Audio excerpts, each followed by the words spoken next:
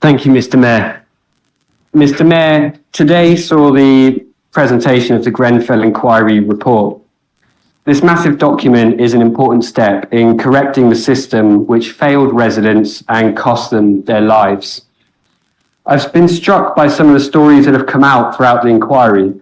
The young man working for the cladding company who had the results of the fire safety tests but was too afraid to challenge his leadership. I read about how fire doors were not repaired despite complaints and of how the fire brigade were failed to prepare. A former colleague of mine who attended the fire stated that he had never seen such inequality. Residents in Grenfell were not treated with the level of care that they deserved. The report says there is a failure to treat residents as people. Grenfell United, a group of impacted families, said that people paid the price for institutional indifference. Those of us in positions of authority must consider this and consider our duty of care to residents. We must have a sober and serious conversation about whether we're doing everything we can to protect and support them. Mr. Mayor, a local authority cannot replace national building regulations with a local plan, but a local plan can address safety concerns through measures such as site-specific requirements, design principles, and planning conditions. We've chosen specifically to not make detailed recommendations in our motion, and we've chosen to do so because we believe that first we need a discussion on our values and whether we choose to do all that we can. Should we vote for that this evening, then we can begin to discuss what those measures look like. I shall, however, give one example of how our local plan can go above and beyond what is legally required. And that would be a qualitative design review panel, something that's been set up by Kensington and Chelsea. This panel, in place for every tall building, assesses with a panel of experts through the local planning authority. Mr. Mayor, I'm standing here this evening to put forward a serious proposal that we make a commitment to go above and beyond, to accept as Havering's leaders the responsibility that comes with sitting in this chamber.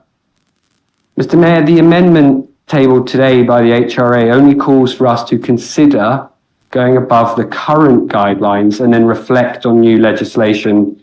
And unfortunately, it only speaks of major developments and tall buildings, but we don't have a choice, Mr. Mayor.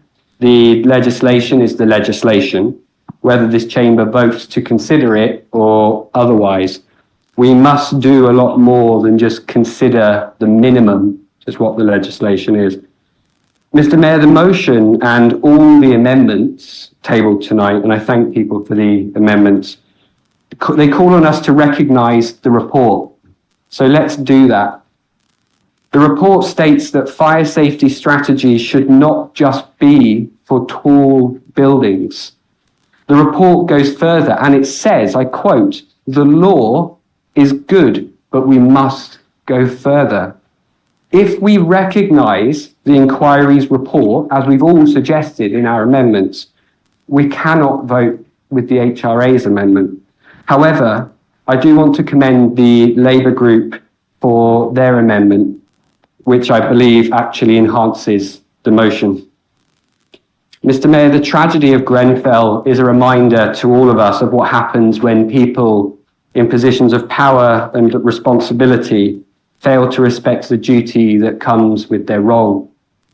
As we vote, I think back to that young man in the cladding company, afraid to stand up to people in authority, afraid to challenge the status quo, a man who, in his own words, put his career first.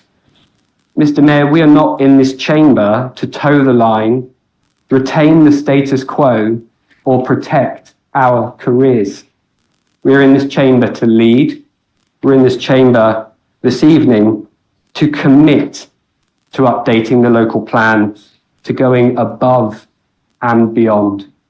I ask you, therefore, please, to vote for the original motion as it stands. Thank you.